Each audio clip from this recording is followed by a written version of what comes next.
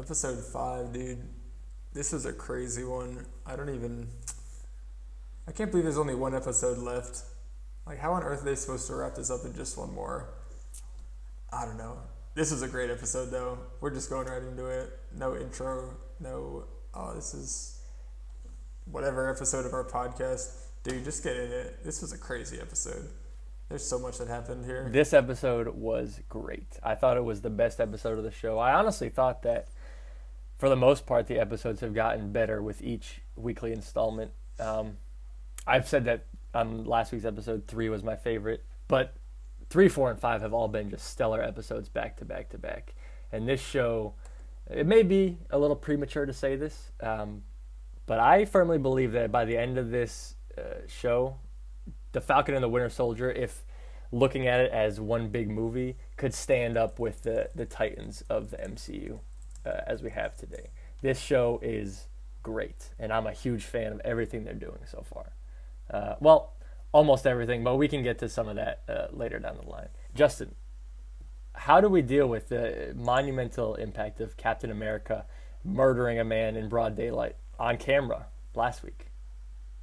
Honestly, I spent the whole last week thinking about this, and I thought he was going to just walk away, no big deal, and it was all going to be internal conflict. I thought, the U.S. government does all sorts of propaganda, especially when it comes to war, and, there's all sorts of crazy stuff that clearly they get away with, although I guess this was just a whole other level. So I was kind of expecting it to just be breezed past, and it was not at all. This was taken on immediately at the very beginning of the episode, and is just continually pushed on, or continually talked on throughout the rest of the episode, which is fantastic. This whole series has just been dealing with consequences, of past actions, and there's no getting away with stuff in this show, which is so great. Bucky not getting away with his past, having to deal with it. Sam not just getting away, I gave this shield up and I decide I want it back. It's no, there's real consequences to that. Here, Dr. Walker, straight up murders this dude, and he's not getting away with it either.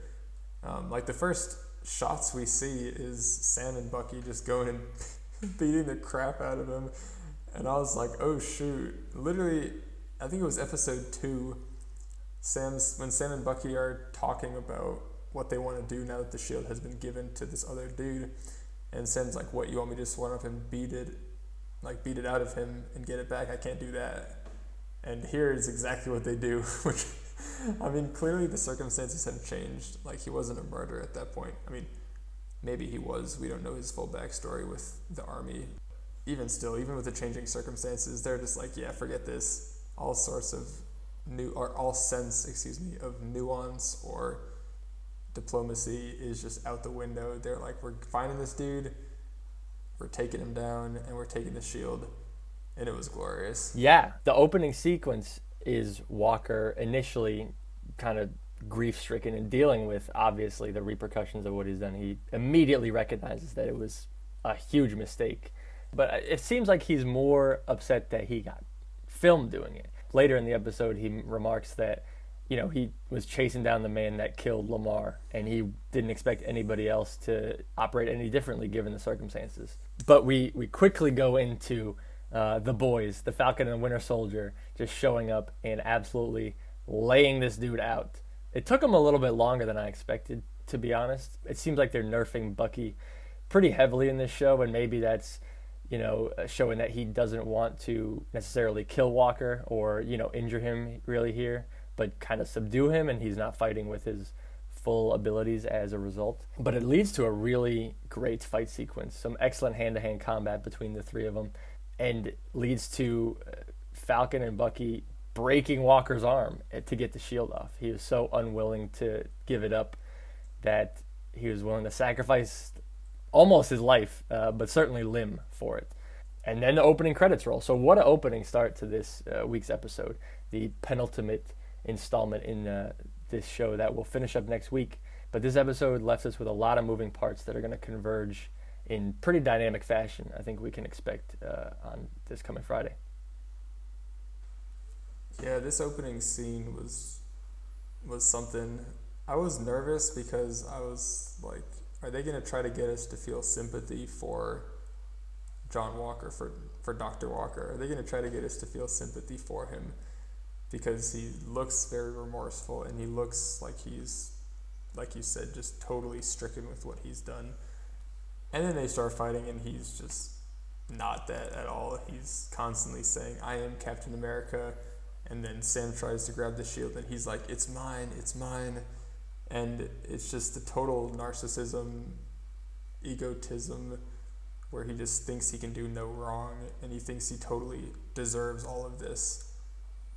Which is something we had seen the first time he gets introduced, but there it's more of just a confidence in his abilities, and maybe this egotism was always there and it's just not coming out, or maybe it's grown worse as he's worn the shield, and especially now that he's taking the serum. But again, any sense of like feeling bad for him is kind of out the window as this fight goes on. And this scene for me, I thought the action was good. I did not think it was phenomenal. And I actually have a couple minor issues with this fight scene in particular, one of which you touched on. I think Marvel does such a weird job of like power leveling. Like you said, they nerf Bucky pretty significantly, it seems. Like, of course Walker has taken the serum, but Walker is still relatively new to handling the shield as a weapon in fights. And no matter how good of a fighter he is, you know, a Navy, or not a Navy, just an Army vet, and has all sorts of prestige awards and whatever for his service, and clearly is very skilled and talented. Like, Bucky has been an expert trained assassin fighter for like 80 years and is way more used to handling the serum and knows his abilities way better than this dude that literally just took the serum like 20 And he has ago. a vibranium arm. You think that would give you some sort of added benefit, but it seems like, for the most part, this season it's been just as useful as a normal arm, except for when you need to fix a boat or when it needs to get taken off by the Dora Milaje in like 2 seconds. So I agree with you that they're nerfing Bucky, and it definitely leads to some sequences where I want Bucky to kind of just let loose and thrash whoever he's fighting because he's capable of it. But even as I say it, you know, it brings it back to, you know, like you stated earlier, Bucky's trying to make amends for all the wrongs he's done as Winter Soldier. And, you know, with the sequence in the bar in Madripoor where Zemo has him pretend to be under his control and then just beat the crap out of a ton of guys, you know, you see a little bit of the old Bucky come out, and maybe he's just afraid that, you know, if he lets himself go, then he'll return to his old Winter Soldier state and not be able to get back to being regular old Buck. It's a working theory, but maybe that's the explanation given. I think that's pretty weak. I want to see him absolutely lay dudes out, you know, when he's capable of doing it. But I guess we'll see what happens in the finale. You know, there's not going to be much to hold back from in the finale. It's the fate of the world is at stake yet again. So I guess we'll see. I think that's fair. I don't think that's the reason at all. I think it's mostly just that Sam doesn't look totally weak in comparison. And this is something that happens in all of the Avengers movies. I mean, realistically, Hawkeye and Black Widow, and, you know, going back to the original Avengers, are useless compared to the rest of them. And it's kind of a meme at this point, but realistically they are. And so it kind of requires powering some of them down in order to have still compelling characters, which is still more important to like the health of a good movie, of a good series, than just the big spectacle moments. You know, those are the parts you remember, but that's not what makes it a good movie or a good story. It's the good characters. And so if it, like here, clearly they're setting up Sam to be the new Captain America. And so if he's very clearly worse and just the lesser of the two main characters, then it's not going to feel earned or anything. And so it's just a tough situation you have with comic book storylines where there's such wildly varying like power levels that it's just very hard to tell a story in a way that makes sense for all of them at their full strength, which I think I had mentioned this before, but I think Bucky has been so underutilized, and here's part of my major issue with how they've handled Bucky. Like, after Winter Soldier and up through Infinity War and Endgame, like, I remember having conversations with people that didn't even think that Bucky had taken any of this serum. Like, they didn't know that he was a super soldier, and they thought that he hadn't taken it, that he had just been trained by Hydra as a spy and an assassin. And, like, I totally get that, because he doesn't really do anything super soldier-ish, even though he's had the serum. Like, he has the same abilities that Steve did, and it's just not apparent at all in the way that they're portrayed in the shows and in the movies. And it's disappointing to me, because, again, I've been a huge fan of Bucky the whole time. I think he's dope. I think he's great, and it's just a little bit sad. But this is harping on a long point. I thought the fight was good.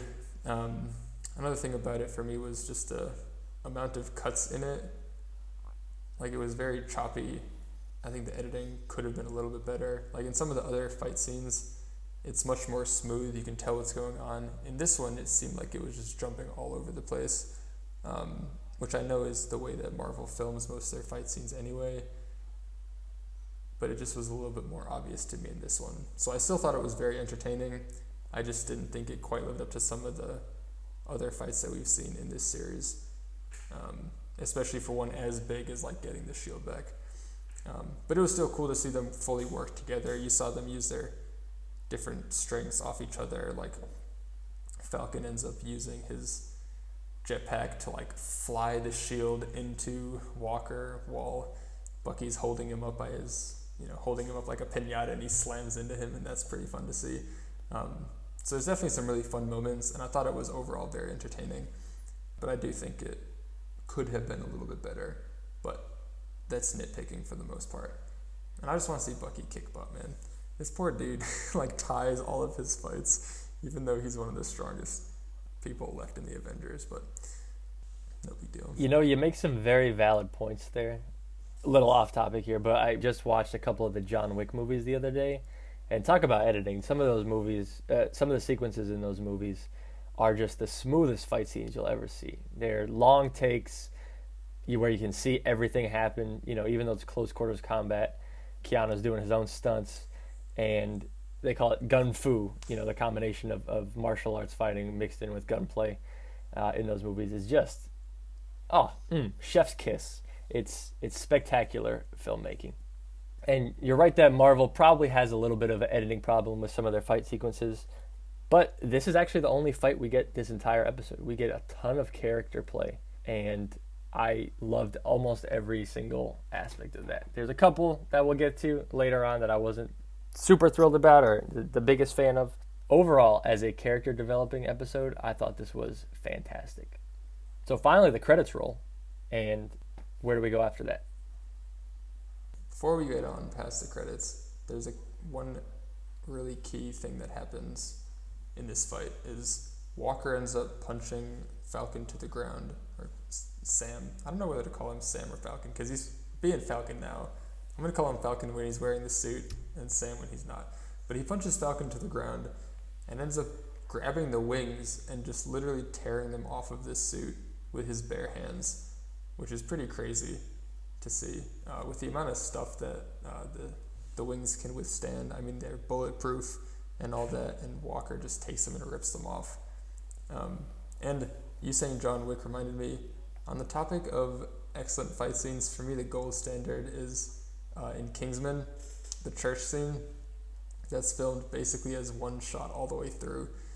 If you haven't seen that movie, at least look up that one scene. It's incredible. Very violent, but absolutely incredible. And for me, that's just like the gold standard of action sequences. But regardless, that's besides the point.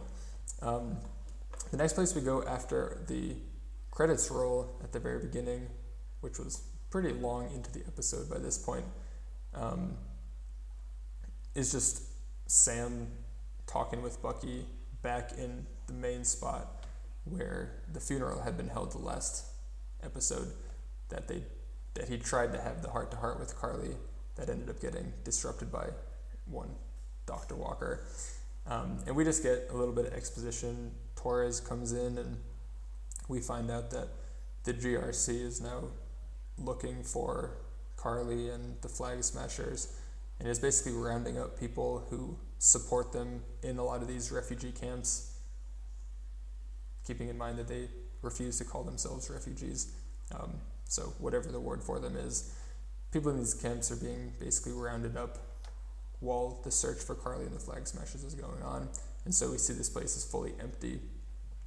And we also see Torres come in and just give a quick update on all this, and a quick update on what's happening with Walker. Basically, he's in the doghouse. He's on camera murdering a dude, a non-American, on international grounds or foreign grounds. And so he's just, he's donezo.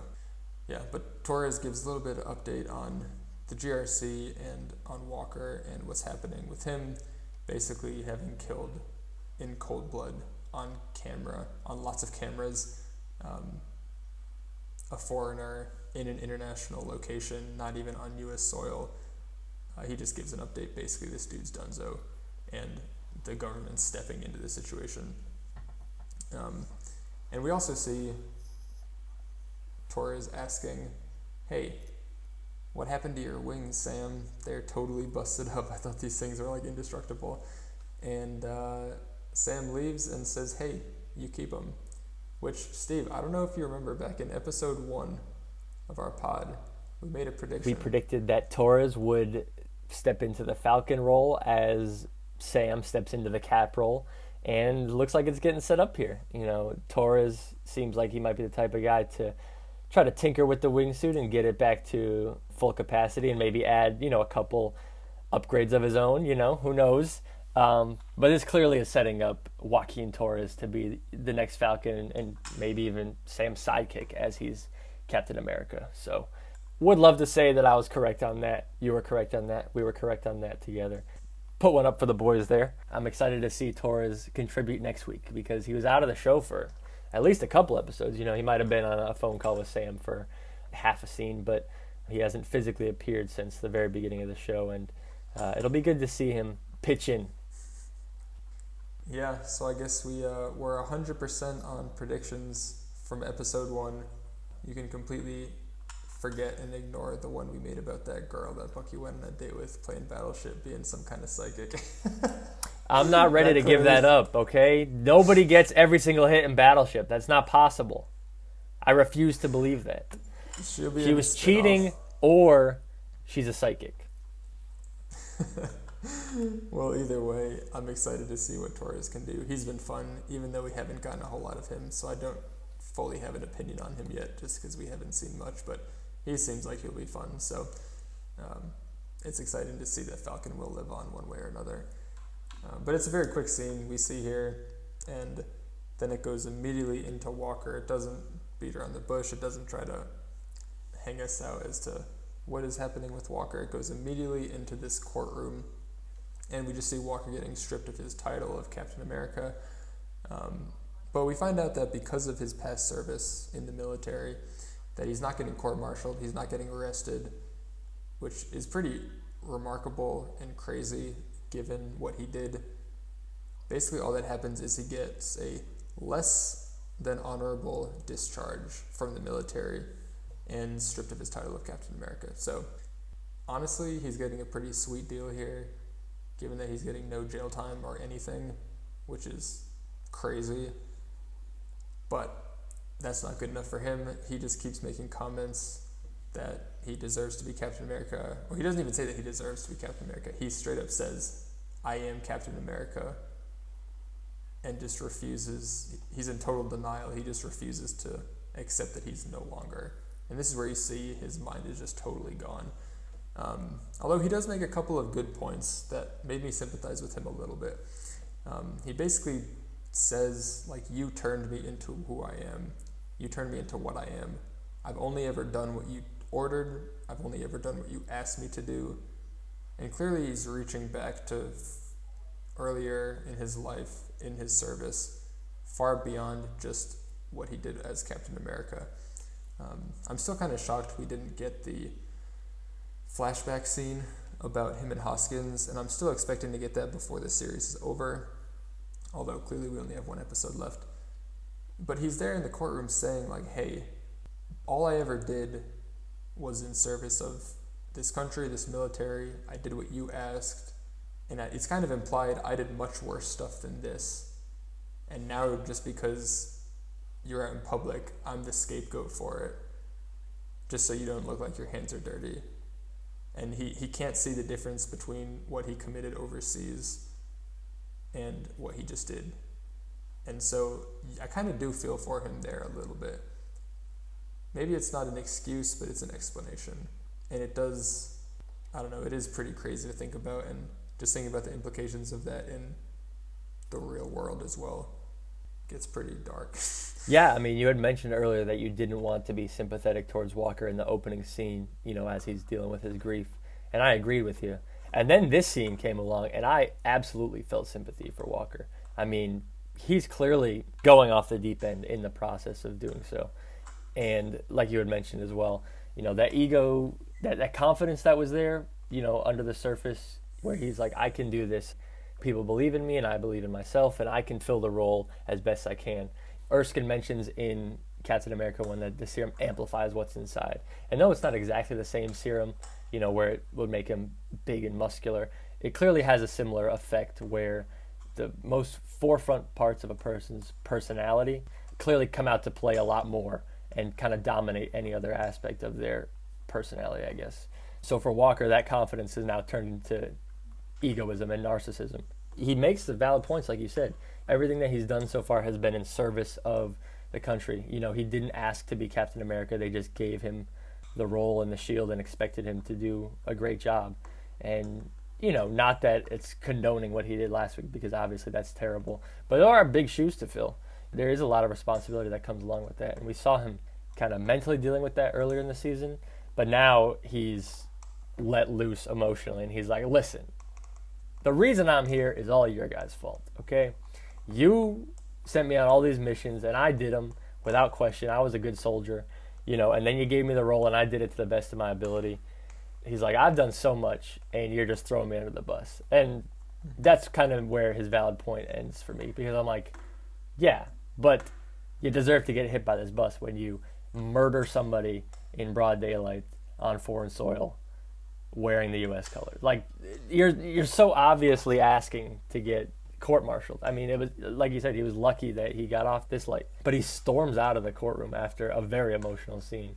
Wyatt Russell, by the way, fantastic acting job throughout this entire sequence. You can see the fury and just the rage on Walker's face as he's having everything that he's worked for stripped from him. And he's just going to be left by the wayside as somebody else picks up the role that he's, worked for and sees as his own. But he storms out of the courtroom to collect his thoughts, right outside.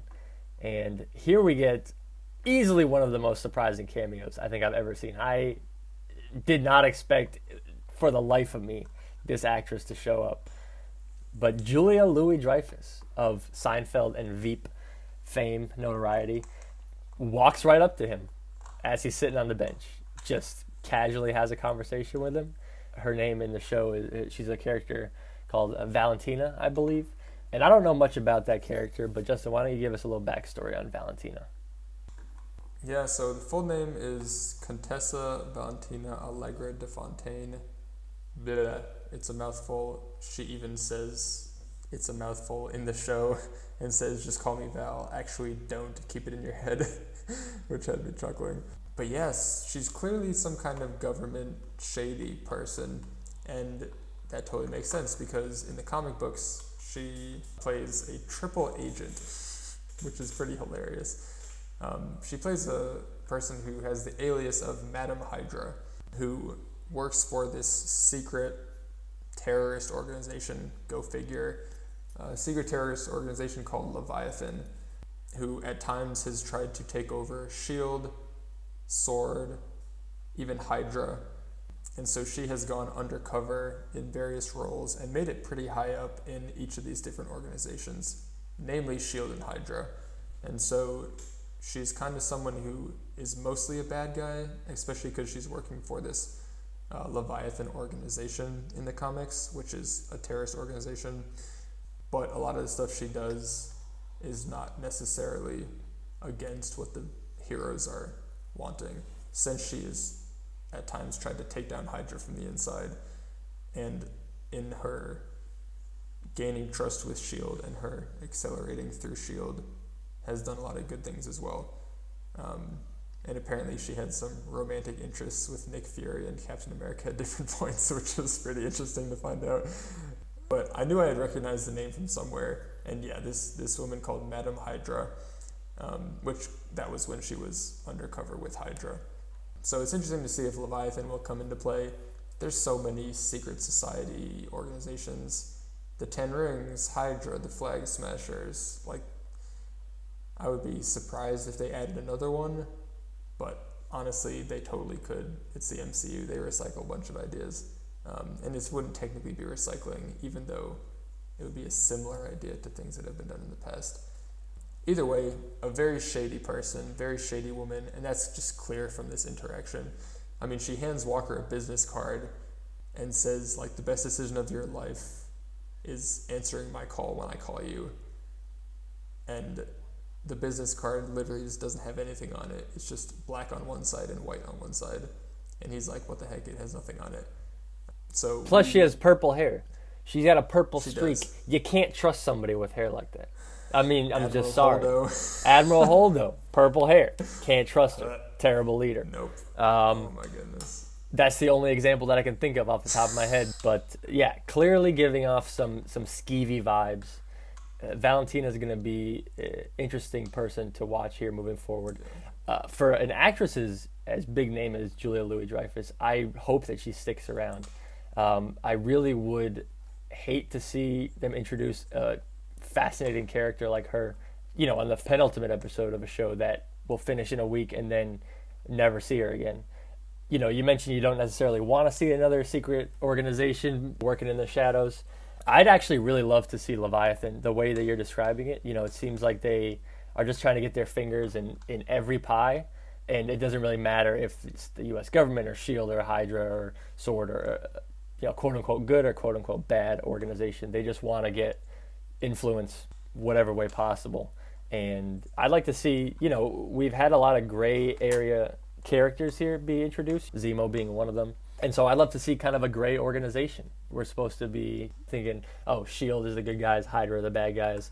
I'd love to see an organization that operates somewhere in the middle, kind of like a bunch of our characters seem to be moving. It seems like Marvel is moving that direction as the world becomes less and less certain, and the lines between good and bad become blurred a little bit. And so why not have an organization that fits that? I'm interested to see where it goes. But that is all we get from Valentina this episode. She whisks away and just leaving Walker and his thoughts and a blank business card. Yeah, to be clear, Leviathan is almost fully an evil organization. The main thing is just they are also opposed to Hydra in a lot of ways. And so there are times when things align when it comes to taking out Hydra and stuff. But as a whole, would much more easily be described as an evil organization. But it gives some play back and forth. I don't think anybody would say that Zemo is a good guy, or even a heroic character. Everything he's done up to this point has been evil in the eyes of the MCU. So even though he's helping out our heroes this turn, I don't think that would necessarily redeem him in many people's eyes or even give him, a good character status.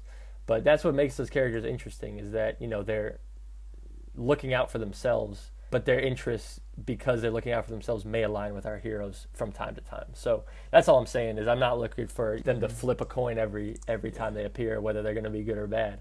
But I want to see them operate in the gray area a little bit. So I guess we'll see where it goes. Leviathan may not even exist in the MCU. This could be all speculation that leads absolutely nowhere. So it could just be as simple as Valentina is the power broker, which I think would be super lame to just introduce a random character we've never heard of and have it revealed to be the person that we also didn't know the whole time, especially when there are so many hints towards Sharon being power broker, and even more this episode.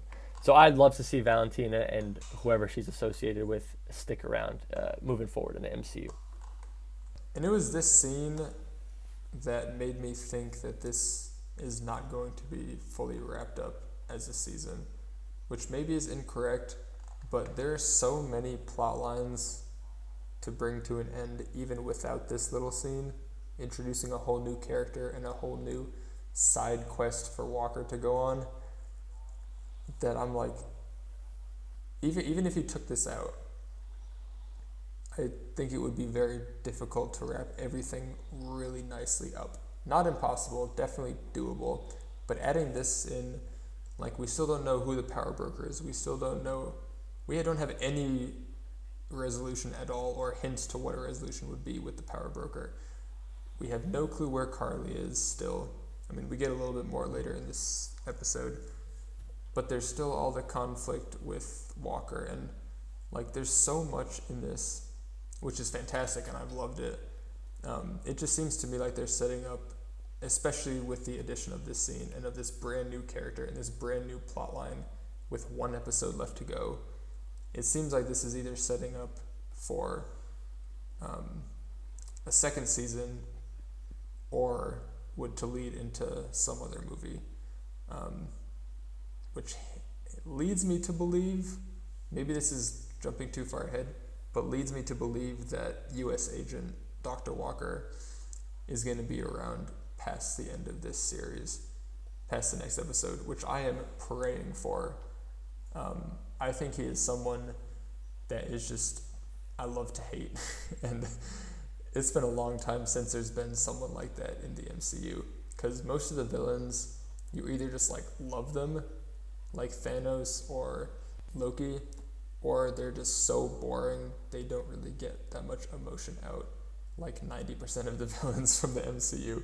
And so like having someone who's not technically a villain, like I think he still falls in the anti-hero side, maybe more towards villainy, but he's definitely not a straight up villain. I think having him be around and just be a constant thorn in the sides of the Avengers would be so fascinating, whether that's with the season 2 or with whatever. And we can jump back to this later as this connects a little bit to the end credits scene that comes in later. But I think having him stick around would be great. And from this scene, I get hints that he might, just because I don't see them fully wrapping this all up in just one more episode. Unless it ends up being like an hour and 20 minutes or something. But it's probably in a 50-minute episode is going to be pretty tough to do, which I think is great. And that's the great thing about TV shows, is you can always just say, oh, there's a season 2 coming, especially because there's no Falcon or Winter Soldier movie slated to come out anytime soon. So it very well could be a season 2 at some point. Yeah, I would personally love to see a second season of this show. I would be all on board for that. I don't think Marvel's announced anything about any of their shows really having a second season. It seems like their plan is to have each show just be, essentially a movie type entry into the cinematic universe. But because of the episodic format and, having more time in a TV show season as opposed to just a 2.5-hour movie, it seems like they're just using these as long form character pieces with their typical action, sprinkled in. But we saw it with WandaVision. That was a deep dive into how one of our main characters is dealing, or not dealing so well, with grief. And like you said, this show is all about consequences. So despite the fact that I would love to see season 2, I don't think we're going to get it. I think it's more realistic that the show and the repercussions from it just ripple out into the rest of the MCU, whether that be the next coming movies or the next coming TV shows. So it seems like the plan with the TV shows is to do that, is to have longer form character studies stretched out over, multiple episodes, with still high production value, so it feels cinematic. It doesn't feel like we're watching a TV show when we watch this. It just feels like a 50-minute cut of the Falcon and Winter Soldier movie. So I do appreciate that.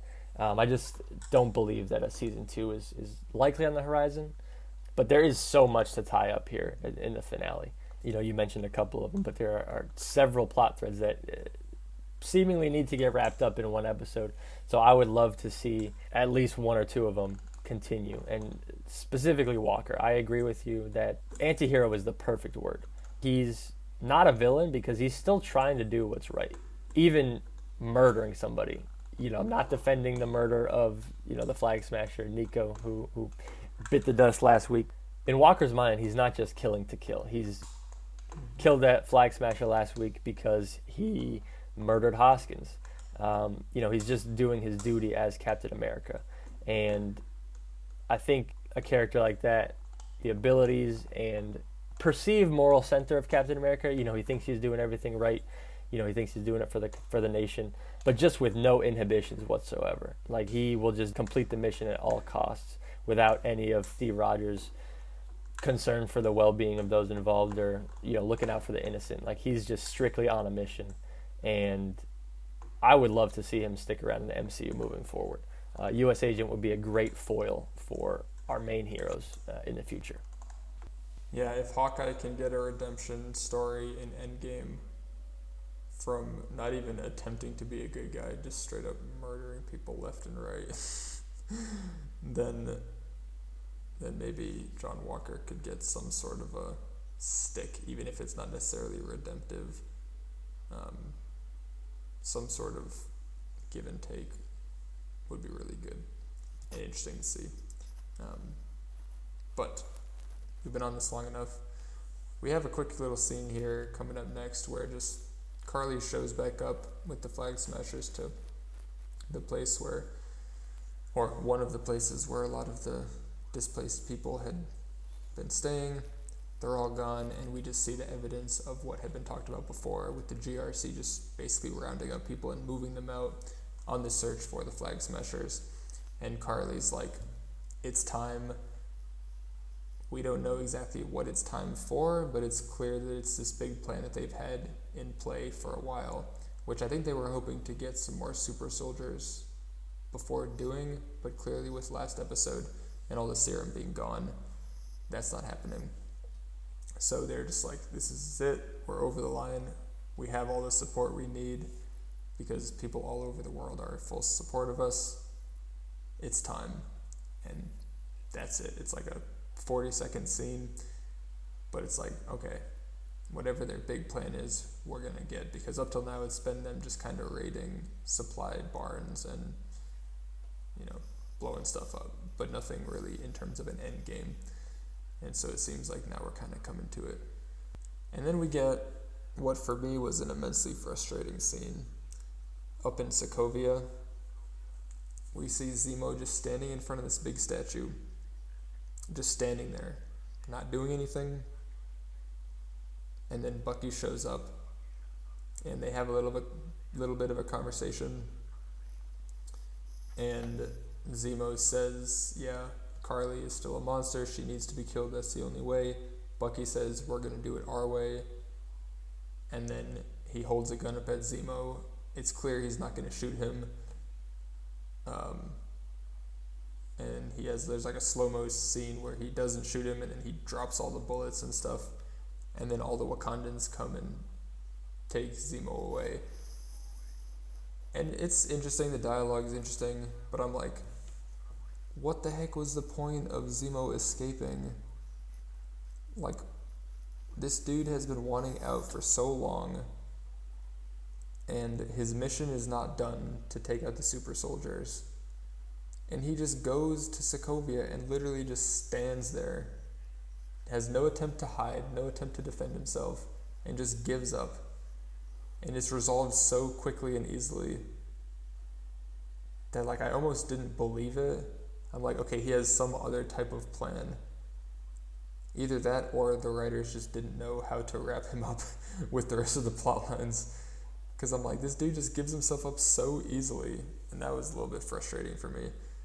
I know they had to resolve the Zemo plotline somehow, but I'm hoping that that's not the end of it. Because if so, that was pretty disappointing for me.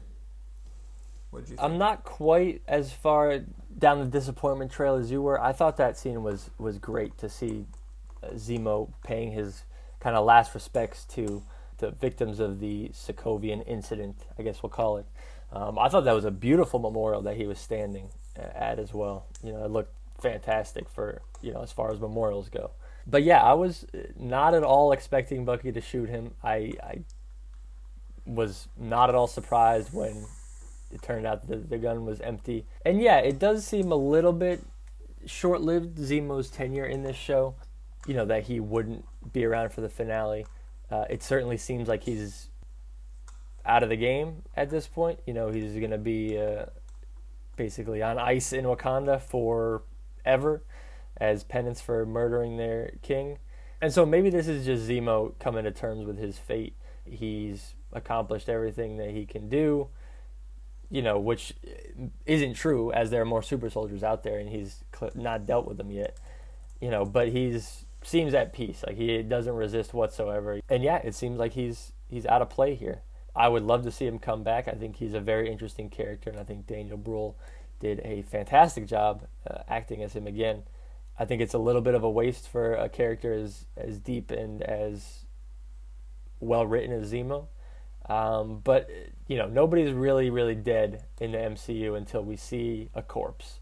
And even then, there still might be some hope. So I'm not really ready to rate Zemo off, from the MCU just yet, but it did seem a little bit odd that he was, saying his farewells in the second to last episode. So I guess we'll see if he's around next week, but it certainly seems like he's out of the picture. Now, the most interesting thing from this scene, however, is as it ends and the Wakandans are walking away onto their spaceship, essentially, Bucky calls out to Io. He's like, hey, might need one more favor. And that's actually where the scene ends. We don't know what it is, and we are actually still waiting to know what it is. But essentially, he gets a cool new toy for Sam, his new best bud. And, we don't know what it is. We still don't. I'm assuming, it has to be either some new Falcon wings or some kind of suit upgrade for Falcon. It came in a big box similar to the one that Tony gave to Peter Parker that had the Iron Spider in it. So we're expecting some pretty sweet tech here, especially given the fact that it's from Wakanda. But we are not shown this mysterious box's contents, and so we'll have to wait till the finale to find out. But Bucky pulling some strings, getting his buddy the hookup with some sweet new gear, supposedly. So that's the last bit of we see of Zemo and the Dora Milaje this episode. But hopefully not for the season. I'd love to see him come back next week. Yeah, that was funny to me that Io says to Bucky, she says, you should probably not show your face in Wakanda for a while, White Wolf, because even though you gave us Zemo, we're still salty that you broke him out in the first place, basically. And then she goes ahead and fulfills his request anyway. It's like, they're not that mad. And fun fact, he is not being brought back. Zemo is not being brought back to Wakanda. She says they're going to put him on the Raft, which is the prison, the underground or underwater prison that was in Civil War, where all the Avengers who were on Cap's side ended up getting locked away, that Cap ended up breaking them out of. So apparently it's not that secure, but it's an underground.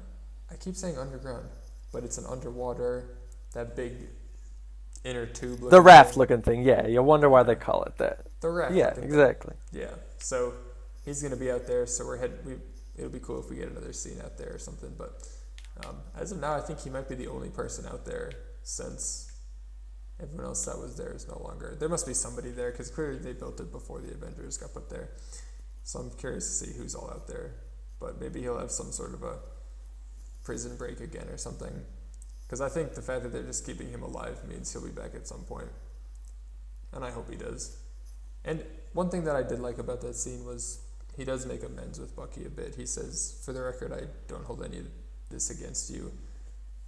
And I took the liberty of writing or scratching my name off of your list in the book of people that he was trying to make amends with. So maybe that's a little bit of weight off of Bucky's conscience, but maybe not. It seemed like Zemo did more to hurt him than vice versa, so maybe he needed to make amends. But we get the Wakanda tech, we don't know what it is, and we're still waiting to find out. Either way, the next scene is actually pretty chonky. It's a pretty good amount of the episode, the next scene, and it's one of the major key pieces of the show up to this point, I think. this is where Sam goes back to Baltimore to visit Isaiah Bradley again, which I'm not entirely sure what prompts this. I think it's just the fact that Sam now has the shield in his possession, but he can't feel comfortable wielding it until he figures out the backstory with Isaiah Bradley, the black super soldier that never was heard of. So Sam goes to find out what happened. Why was he not publicized? Why does he no longer want to be out in public? And we found out a really, really tragic backstory for Isaiah Bradley. Basically, Sam goes and asks, he's like, what happened? And Isaiah says that he and a bunch of other soldiers that were, I think, in his unit, or just a bunch of other people, ended up getting shot up with different forms of the super soldier serum. And they weren't even told that it was the serum. They were told that it was tetanus shots. And so they were drugged against their will with the serum because they didn't even know that that's what it was. And he said that he was the only one that ended up surviving because a lot of the people ended up going crazy or committing suicide, or just it like killed their bodies, or whatever it was that ended up taking them out. And then a few of them even ended up getting captured across enemy lines. And instead of trying to break them out, the US government, the US military, was just gonna bomb the place to destroy any evidence, so that way the enemies, I forget exactly which enemies this is, what war this is in, but so that the enemies can't, have these people that have the super soldier serum in them for research purposes, right? And so instead of letting them just get bombed as prisoners, he went in single-handedly and broke them out. And they ended up all dying anyway. And so since they all had taken different strains and his was the only one that survived, he basically got taken back to get experimented on like crazy to see why exactly was he the only guy who was able to survive. And he pulls up his shirt and just sees a scar, or shows Sam a scar, a huge scar on his body, where clearly just he was cut open time and time again. And it just seems like an absolutely horrific set of circumstances that this guy had to go through. And that's only just part of it as well, because he also comments on his experience being black as a super soldier and just as an American in general. So while he's like basically in prison getting experimented on, his wife is writing him letters and he's writing her letters, but the military stops them all from reaching, basically telling the wife that he's dead and telling him that just she's not responding. And when he gets out, it was only because of the nurse that happened to take pity on him while he was there that he was able to get the letters. So he shows them to Sam, but by the time Isaiah gets out, his wife is dead and he never gets to see her again. And it's not only these experiences, but also just he goes into his experience in the States as a black man, and he says like, hey, because I was black, they like buried my story, they erased me from history. They thought that if my story got out to the public, it would be bad PR for the government and everything. And so he's like, this nation that basically forever held me back and experimented on me and viewed me as lesser, like those are the stars and stripes that the Captain America shield represents. And he says something in here that's pretty significant. He says, they will never let a black man be Captain America. And even if they did, no self-respecting black man would ever want to be. And this is said directly to Sam, clearly a black man as well. And it's very heavy stuff. And you can totally see why he doesn't want to come back out into the world. He actually says, he's like, yeah, as far as the world is concerned, I'm dead. And if I ever come out into the light again, they're going to kill me so my story doesn't get out. And so Sam's offering to try to help him. Again, Sam offering to try to help in a way that he probably can't. And it's just like, this poor dude unknowingly was drugged, lived a horrific life, and now can't even leave his house, basically, even though he had more or less the same super soldier serum that Captain America had. And one of them ended up being a symbol for the Stars and Stripes, and the other one looks at the Stars and Stripes as the most evil thing in his life and in the world. And so he's like, why on earth would you ever want to wear those and represent them proudly?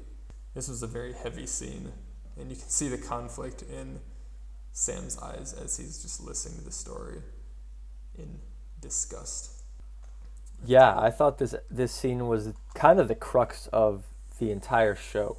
You know, we have seen interviews and quotes from the creators and heads at Marvel where they've mentioned that this show is going to deal heavily with race. And they've, you know, touched on in the past, the initial scene with Isaiah Bradley was sort of, you know, a first foot, you know, dipping our toes into the waters there. But this scene, very heavy. And you can see Bradley has completely valid points. The United States government and military completely not only disrespected him, they didn't treat him as a human being or the people in his unit. They viewed him as the, you know, U.S. property or evidence, as they said. And, you know, they treat him like crap when he comes back, keeping him and his wife apart. And, you know, he's got valid points. You know, if his story were to come out or he were to try to share his story, you know, of course the government wouldn't want that evidence of their horrible wrongdoing to be shared. And, you know, I doubt that he would come out of that alive. On the other hand, you have him say directly to Sam that no self-respecting black man would ever want to be Captain America. And that's just so clearly setting Sam up to be, you know what, I am a self-respecting black man, and I do want to be Captain America. I'm going to take up the mantle and, you know, do it better than everybody has done before because I have shared experiences in the military. People expect Captain America to have, you know, I've been an Avenger. And I'm, you know, as a black man, he's like, I would know the struggle. He's like, he even mentions to Isaiah, he's like, look, I'm from the South, like, I get it. So I think it's clearly setting Sam up to, you know, prove Isaiah wrong in that last sentence that he says. But yeah, what a heavy scene to deal with, you know, such a deep issue. And they do show both sides. You know, Sam disagrees with Isaiah. And so I don't think we're necessarily supposed to agree with one over the other necessarily, but to see that it's a multifaceted, complex issue. And Sam hopefully will make the right decision moving forward here about, you know, being Captain America. But, you know, he's got the shield, he's got the new tech, he's got the desire clearly to help people.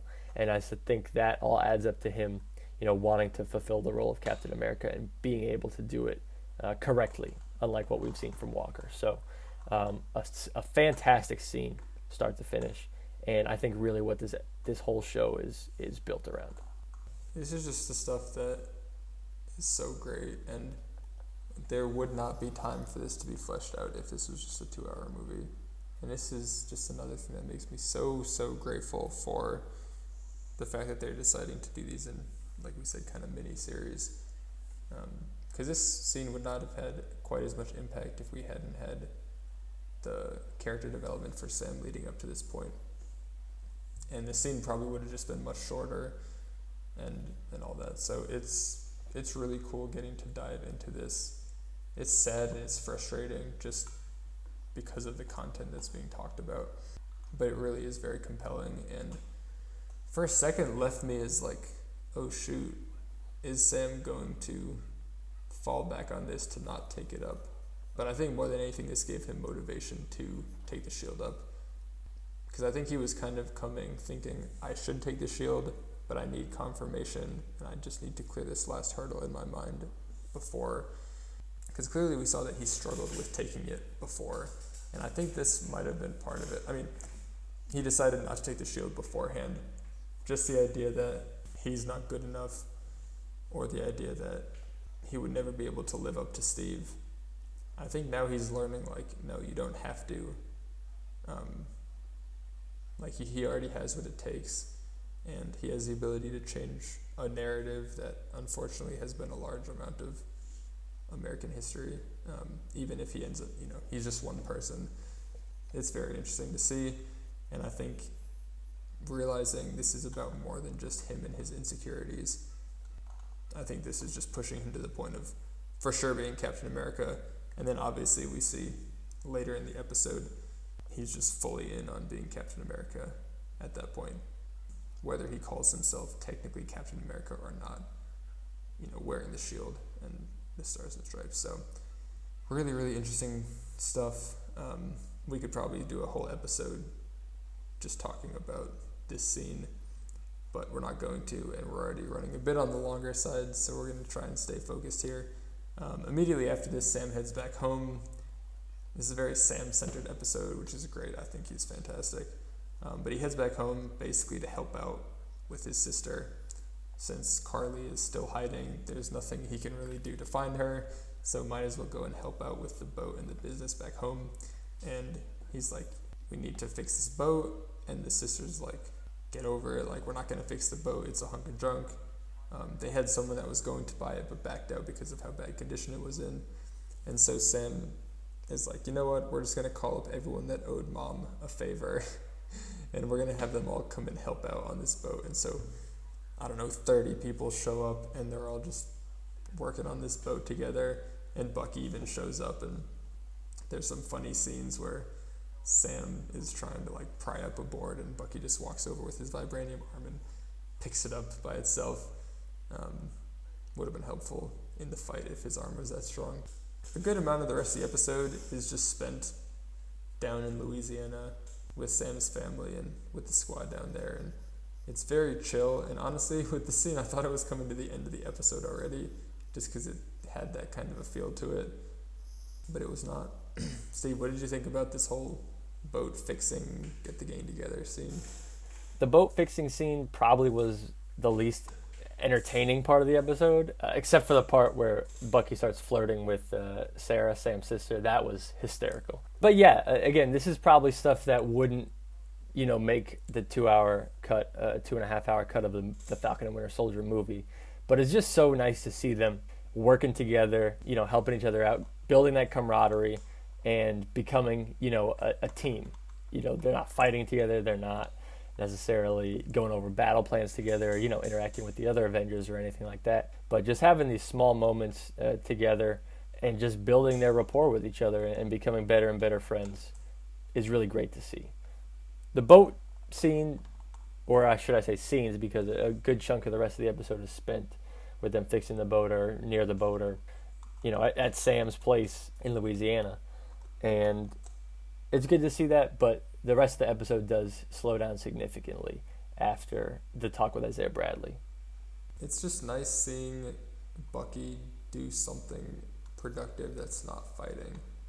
Like in the first episode, he just said all he wants is peace and quiet, but all he has ever done is jump from fight to fight. And here we see he's able to use his strength, right? He's able to pick up boards and whatever, but he's just hanging out, drinking beer, doing some manual labor, building something, doing something constructive rather than destructive. And you can just see he has this big smile the whole time, and he just feels very relaxed and is just loving it. And so I think this is where we see a lot of the walls start to come down, even though they've been coming down over time. Like you said, they're just building that camaraderie, and that just pays off even more later in the episode when they have a good heart-to-heart. So it's very, very relaxed vibes and really chill scene. I really enjoyed it, even though it was relatively slow and felt like it went on for a while. But the next thing that comes up is Walker visiting Lamar's Hoskins family, which he said he was going to do earlier on. And his parents are just like, we fully support you. Like, we're glad you killed the dude that killed our son, even though technically he wasn't the one that killed Hoskins, but Walker presents it as such. And the parents are like, yeah, we're glad you did that. Now we have peace about what happened to him. And you can see there's just determination in his eyes where, again, he iterates, like, I'm still Captain America. And he just has this really haunting look on his face where he looks so haggard and old and sickly. and you're like, this dude is on the verge of breaking if he's not already fully broken. And then he walks outside and sees some graffiti on the wall that says, it's his poster that says John Walker Cap is back. And he just has this look in his eye where you're like, this dude's not done. This dude's not done with that. And there's another very, very quick scene right after this where we see Sharon Carter talking on the phone to a French person who is Batroc, who's the dude from the first episode, from the very first scene, the flight scene. Same dude that had been back in The Winter Soldier, the Captain America movie. And she's on the phone with him, basically saying that she got him out of prison and he did a job for her, and she just looks frustrated, and clearly she's in league with some shady people, and it seems as if it's just setting her up to be the power broker, even more so than we had already thought. So a very quick scene and a minor reveal, but it's nothing earth-shattering. And then we jump back to Louisiana for more boat stuff. So then we get a fantastic scene of two college buddies tossing a frisbee on the quad. Well, that's what it feels like anyways. Bucky and Sam are out in Sam's yard. He's got a bunch of gym mats taped up to trees in his yard, and he and Buck are just tossing the shield casually off them. You know, he's trying to get the hang of using the shield, and so they have a really great heart-to-heart where actually it's Bucky who I know you and I have agreed with a lot throughout this show, as you know, he's voiced his opinion to Sam about the shield, and we're kind of on his side. You know, how could you give it up? It means so much to so many people. And, you know, Bucky basically says that the shield is the closest thing he's got left to family. You know, that's what Steve represented. That represented Steve, and, you know, Bucky has nobody else. And Sam, you know, kind of hits back with hard truth. He's like, look, Steve's gone. And to be honest, it doesn't really matter what he thought. You know, I have the option to do with this what I see fit. You know, he gave it to me. You know, he wanted me to be Captain America necessarily, but I can do whatever I want with it. You know, it's mine now. Steve's gone, and like, I'm not going to spend my time just trying to be Steve. And so Bucky actually kind of takes that in stride. He's like, look, that's like pretty harsh to hear, but you know, he at this point, as they've been building rapport, he trusts Sam a lot more than he did at the beginning of the show, and it seems like Bucky is now trusting Sam to be able to make the right call, or at least what he believes is the right call, and he trusts Sam's judgment in those circumstances. So he doesn't explicitly say it, but he kind of gives Sam his blessing to keep doing what he's doing. All the while Sam's like, I don't really need your blessing or Steve's or anybody's. I can do what I see fit. But nonetheless, Bucky kind of gives it to him anyways. Yeah, and Bucky is being vulnerable here as well, saying, you know, this is basically what is left of my family is the shield. So when it was gone, it felt like what was left of my humanity was being given away. And they, you know, talk through that. And Sam says, you still have nightmares, and Bucky's like, all the time, which means a part of me is still in them, which means a part of the Winter Soldier is still in me, which we've been having hints at throughout this whole season. And Sam's like, bro, I'm going to give you some tough love. You just got to do the work if you want to get out of this. You can't sit there whining about it. You have to get out of this, and you have to put the work into. And Bucky's like, I've been making amends, and Sam's like, no, you're not. You're avenging. You're trying to undo all the wrong that you did rather than just accepting it and making amends where you can.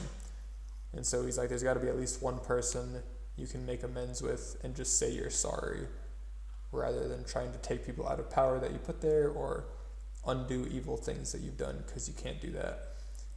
And so Bucky's like, yeah, I guess you're right.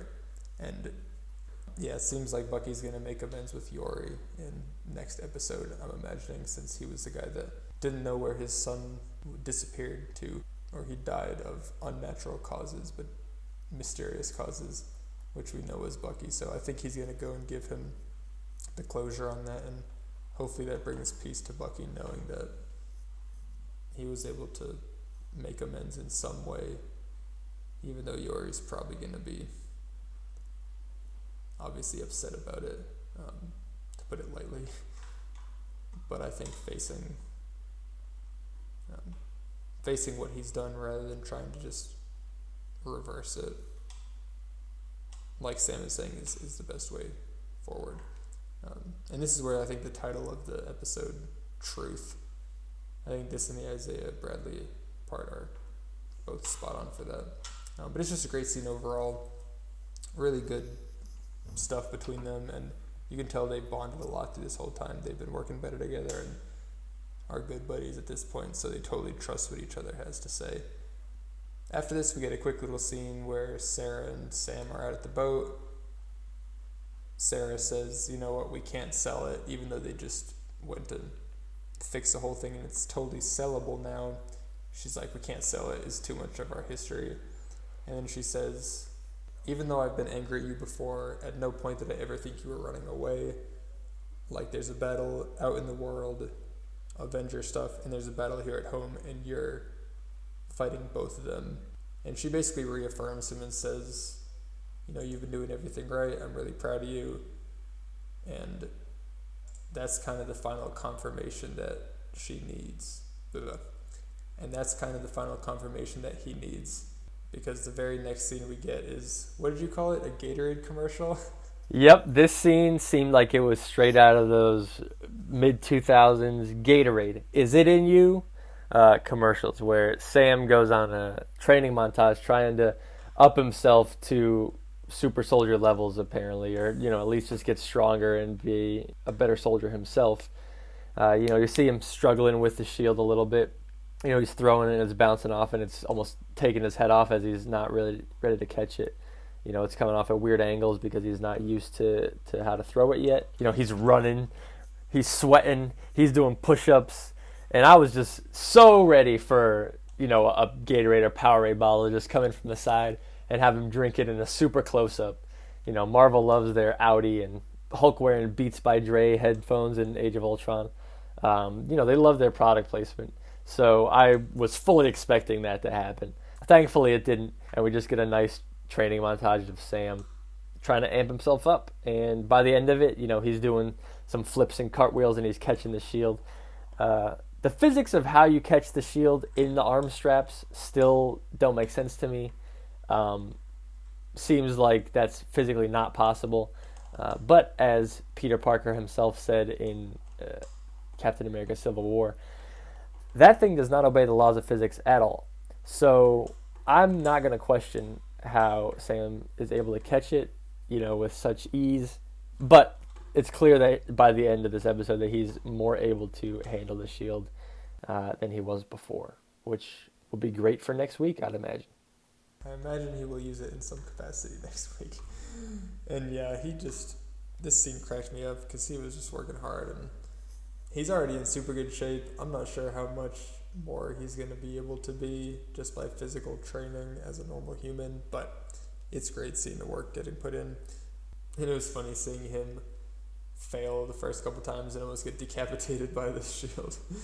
But either way, he's going to be great. He's just fully embracing his Captain America role now, which is an excellent turnaround from the beginning of the season. The next scene is Batroc is showing up with the Flag Smashers, and we see that he is exchanging weapons basically for Sam's head because of what happened in the opening scene. He wants Sam dead, and the Flag Smashers say, yeah, we can do that if you give us weapons.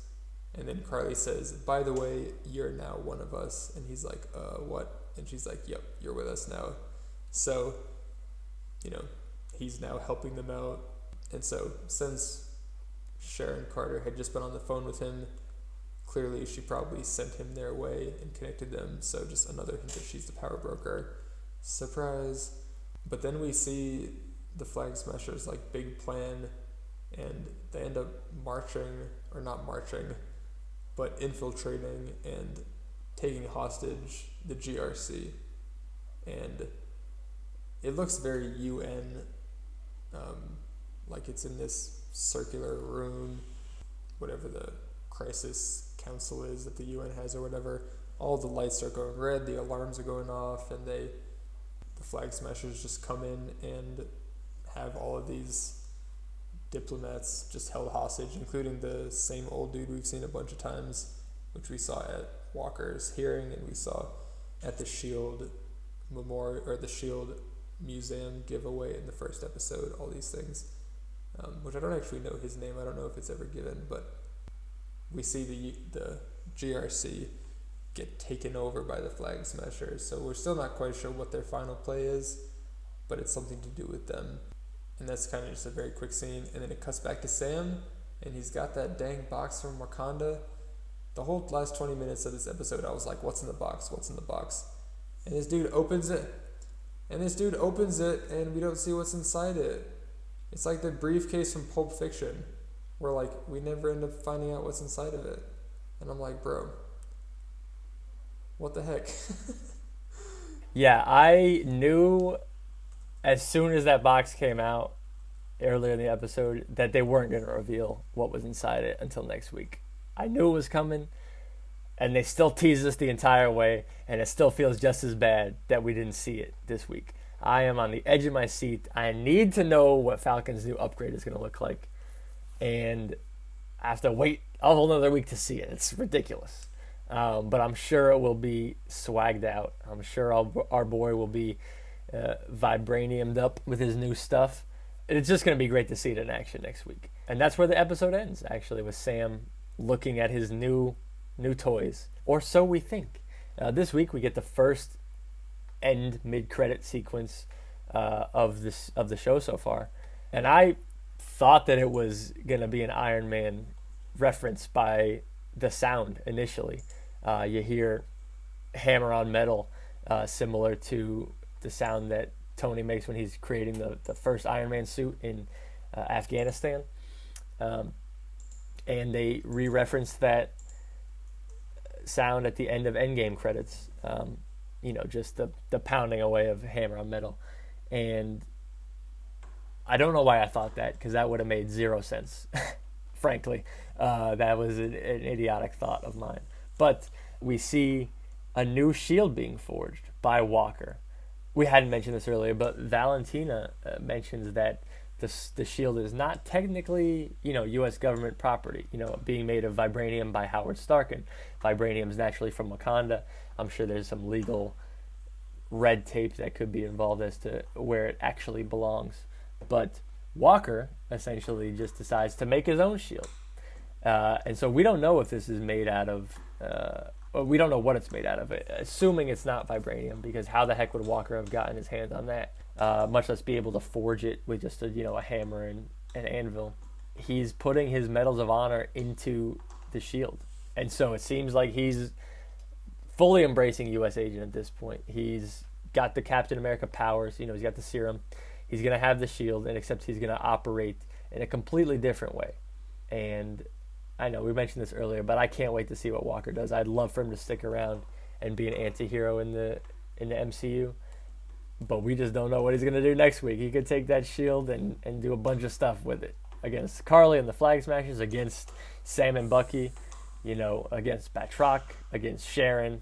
We don't know what's going down next week. So, like you said, lots of loose threads, and I hope they get tied up here, but there's a lot going on, and I'm ready for the finale. Me too. This seems like it's been such a long time coming, even though it's been fewer total episodes than WandaVision.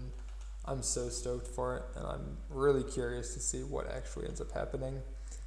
And we'll find out soon enough, because right now it's Tuesday as we're recording this, so we just have a few short days. And by the time you guys are all listening to this, the new episode will either be on its way or will be out. And it's going to be glorious. And then we have to wait a while before the next thing after that. I'm not quite sure how long. Speaking of, you saw the new Shang-Chi teaser came out. I did see that it came out. I have not seen it either. You know that I do not watch trailers for things that I am going to see. So, Marvel for the next, I don't know how long, until they start putting out absolute dookie, will have me in the theater, or at home on the couch watching everything they put out. And so they don't need to tease me at all. I know nothing about Shang-Chi, And I want to go in with a clean slate. I don't want to know anything potentially spoilery, and I'm sure it will be great. So I look forward to it. Haven't seen the Loki trailer either, and that debuts in 2 months, so plenty on the horizon per usual. But the most pressing thing is next week's finale, and that's what we're looking forward to most. Oh yes, cannot wait. And can't wait. It's a beautiful day to be a Marvel fan. But that's it. That's this week. It was another great episode. That was episode 5 of Falcon and Winter Soldier, titled Truth. The Truth. It's Paul Pierce. Yeah. It's Paul Pierce's episode. Sam pooped himself and had to get carted off in a wheelchair this episode. It was unbelievable. I couldn't believe it when that happened. But yeah, we'll be back next week with the finale and our thoughts on the entire show, as well as the repercussions, which I'm sure will have an effect on the cinematic universe moving forward. But yeah, that'll be next week. Until then, it's been us just talking about stuff we like to talk about. We'll catch you next week. Deuces. Peace!